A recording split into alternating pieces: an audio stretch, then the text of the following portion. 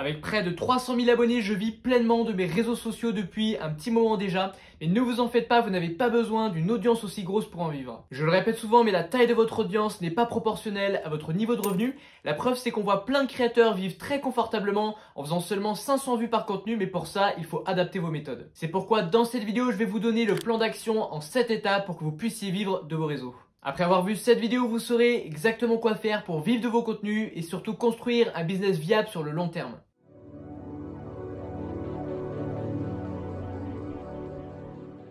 Alors la première étape, elle est logique, si vous souhaitez vivre de vos contenus, il va d'abord falloir décider d'une source de revenus et ce ne doit pas être les annonces diffusées devant vos contenus pour une raison simple, c'est que c'est extrêmement difficile de vivre de ça. Il faut faire des millions et des millions de vues chaque mois, autrement dit c'est un peu mission impossible, sachant qu'en plus c'est une source de revenus qui est extrêmement instable, vous pouvez très bien faire énormément de vues un mois mais très peu le mois suivant, ou alors vous pouvez dire une bêtise qui ne plaît pas aux annonceurs, donc ils ne veulent plus diffuser sur votre contenu, etc. Par contre il existe plein d'autres moyens de monétiser une audience et je vais vous en présenter 3 dans cette vidéo de la façon la plus simple à la plus difficile à mettre en place. Et la première, elle consiste simplement à vendre votre audience à des marques. Autrement dit, vous allez faire des placements de produits ou des partenariats de long terme avec des marques. Et contrairement à ce que vous pouvez croire, vous n'avez pas besoin d'avoir des centaines de milliers d'abonnés ou des millions d'abonnés pour pouvoir faire des placements de produits qui payent très bien. En fait, ce que recherchent les marques, c'est une audience qualifiée qui correspond aux produits qu'elles vendent. Donc je vous donne un exemple concret. Imaginons que vous soyez dans la photo, où vous faites des tutoriels photo, donc forcément vous avez une communauté de fans qui adorent la photo.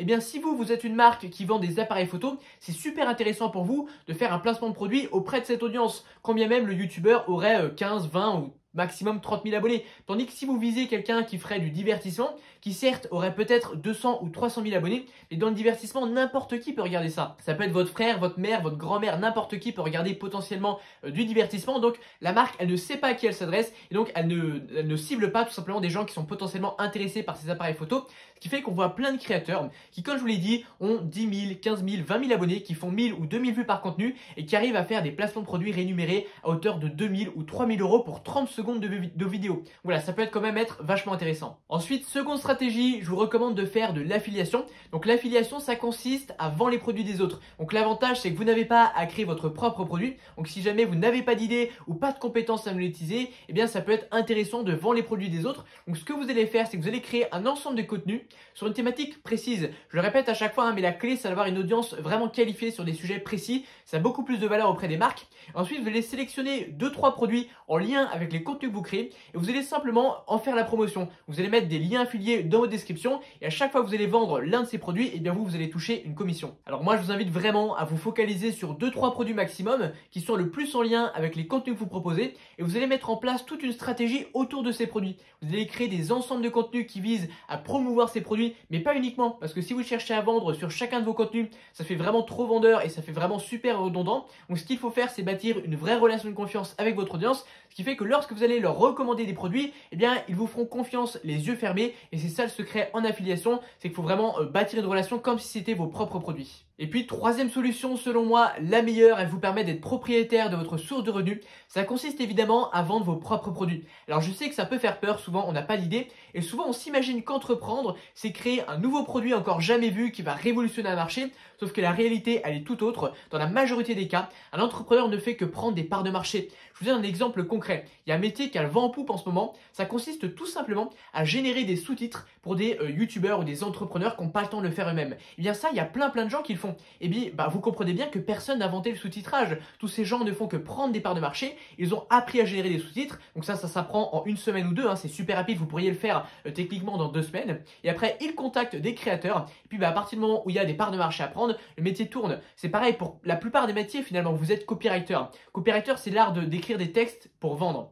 Quand vous proposez à l'entrepreneur qui n'a pas le temps d'écrire ses textes de vente pour lui, vous n'inventez rien. Vous allez simplement à apprendre la compétence du copywriting et ça pareil, vous pouvez l'apprendre en lisant des livres, en achetant des formations, etc. Il y a plein de compétences que vous pouvez faire. Vous pouvez également vendre des produits digitaux. Ça, c'est vraiment extrêmement rentable pour la simple et bonne raison qu'on a une marge qui est extrêmement forte. Quand vous vendez par exemple un produit en dropshipping comme c'était à la mode il y a 2-3 ans, derrière, il faut quand même acheter le produit, il faut acheter les publicités en ligne, il faut stocker le produit, il faut gérer les renvois, etc., etc. Il y a plein de frais. et que lorsque vous vendez un produit digital, je vous prends l'exemple le plus connu de la formation en ligne, eh bien vous allez créer avec votre ordinateur une formation, vous allez tourner les vidéos, etc.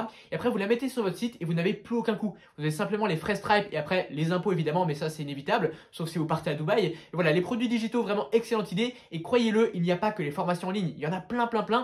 Et d'ailleurs, je vous ai préparé un petit document qui regroupe 35 idées de produits digitaux à vendre. Vous pouvez le récupérer gratuitement sur le premier lien en description, alors profitez-en. Petit conseil également, souvent on vous recommande de diversifier vos revenus pour gagner en stabilité et en sécurité. Eh bien, laissez-moi vous dire que lorsque vous débutez, c'est absolument pas une bonne idée. Pour une raison simple, c'est que le marché est hautement concurrentiel. Générer une première source de revenus, c'est quand même vachement compliqué. Et vous avez besoin de toute votre énergie, tout votre focus pour y arriver. Et seulement une fois que vous aurez réussi à avoir une bonne source de revenus qui commence à vous apporter des revenus stables, et bien là, effectivement, ça prend sens d'aller vous diversifier pour protéger un petit peu vos revenus et gagner en stabilité si jamais il y a un petit problème. Mais au départ, quand vous n'avez aucune source de revenus, et bien vous allez sécuriser quoi? Vous n'avez pas de revenus, donc ça sert à rien. Autant mettre tout votre focus pour développer une source de revenus et après seulement vous pourrez vous diversifier.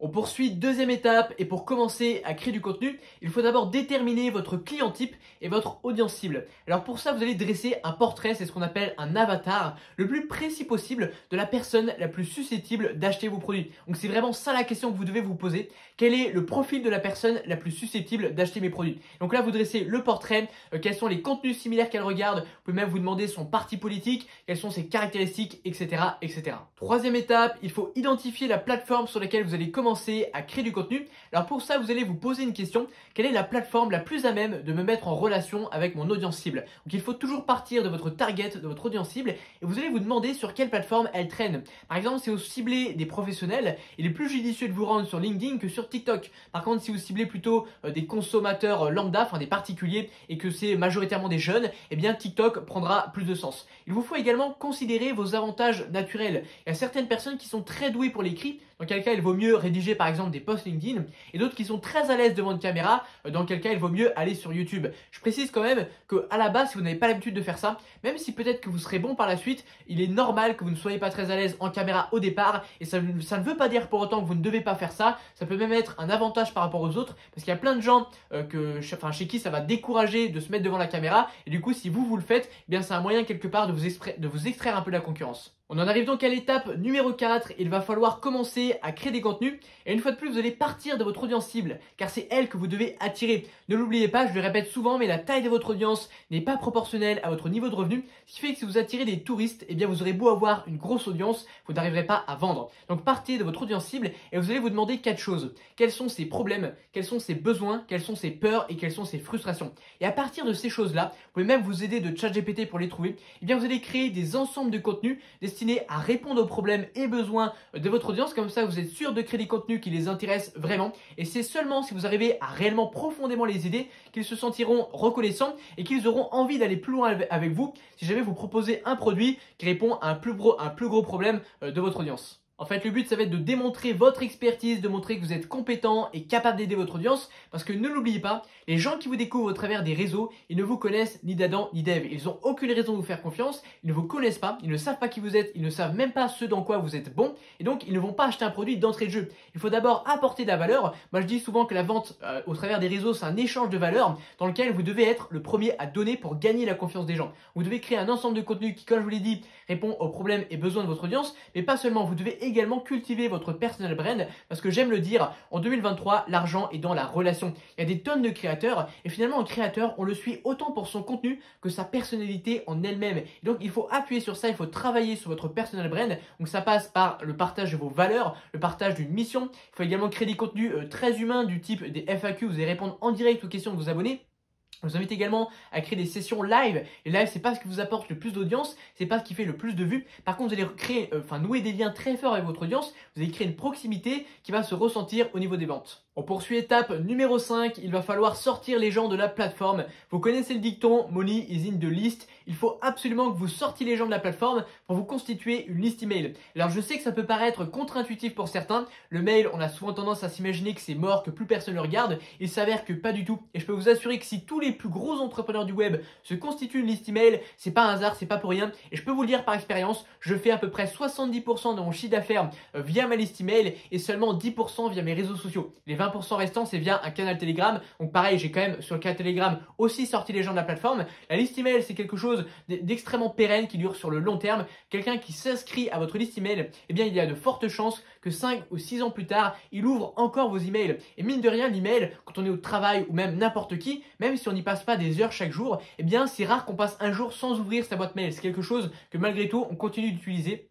En plus de ça, lorsque vous êtes sur les réseaux et que vous vendez un produit, eh bien il y a énormément d'éléments de distraction. Il y a tous les autres contenus de la plateforme qui sont en fait des points de fuite pour votre spectateur qui a peu de chances de devenir client. C'est que lorsqu'on lit un email, en fait, on est beaucoup plus concentré. C'est un format qu'on prend beaucoup plus au sérieux et je peux vous assurer que les taux de conversion sont juste exceptionnels. Alors certes, au début, ça met du temps. On a peu de mails au départ. Au début, on vendra peu avec sa liste email, mais je peux vous assurer que c'est un actif qui prend énormément de valeur sur la durée et qui vous rapportera 3, 4, 5 fois plus de ventes que si vous vendiez directement sur vos réseaux. Alors je vous ai prévu un petit cadeau pour vous aider à capturer des emails. C'est un document qui regroupe 10 idées de lead magnets. En fait, les lead magnets, ce sont des petits cadeaux qu'on va offrir à notre audience en l'échange d'un email. Le plus connu, ce serait un PDF, pardon. Il n'y a pas que ça qui marche, hein, il y en a plein d'autres. Et du coup, dans ce document, vous avez 10 idées de lead magnets. Vous pouvez récupérer le document gratuitement sur le premier lien en description. Et puis, on continue. Étape numéro 5, vous allez pouvoir amplifier vos résultats avec la publicité payante. Alors pourquoi je ne vous recommande pas d'en faire dès le début? La première raison, c'est que vous ne pouvez pas cibler du trafic chaud.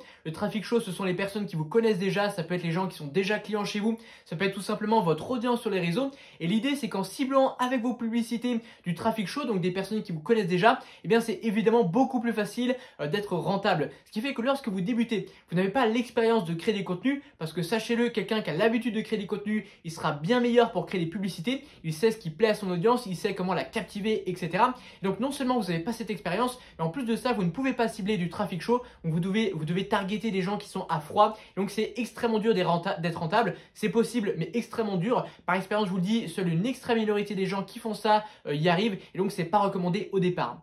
Par contre, une fois que vous avez commencé à avoir une audience qui se développe, eh bien, utiliser la publicité payante, c'est carrément un amplificateur de résultats. Si sans la publicité, votre business ne tourne pas, vous n'arrivez pas à faire des ventes, eh bien, la publicité ne changera rien. Par contre, ça vient amplifier quelque chose qui fonctionne déjà. Et l'idée, c'est que Facebook ou la publicité Facebook ou YouTube est extrêmement puissante, c'est qu'elle va d'elle-même, les algorithmes, croyez-moi, sont très très ingénieux. Vous allez les guider un petit peu au départ pour cibler les bonnes personnes. Et après, d'elle-même, Facebook ou Google, encore une fois, va savoir cibler quelles sont les personnes les plus susceptibles d'acheter chez vous, et donc vous pouvez directement aller toucher votre audience cible, une audience extrêmement qualifiée, donc ça peut être super intéressant. Étape numéro 6, varier votre offre et diversifier vos sources de revenus. Je vous l'ai dit au départ, il vaut mieux se focaliser sur une seule source de revenus. Par contre, une fois que vous aurez atteint un certain palier, eh bien effectivement, ça vaut le coup de sécuriser un petit peu tout ça. Donc voilà, réfléchissez à comment vous pouvez vous diversifier pour gagner en stabilité. Ne cherchez pas non plus à avoir 50 sources de revenus, mais 2, 3, 4, ça peut être quand même vachement bien et un bon plus pour votre business.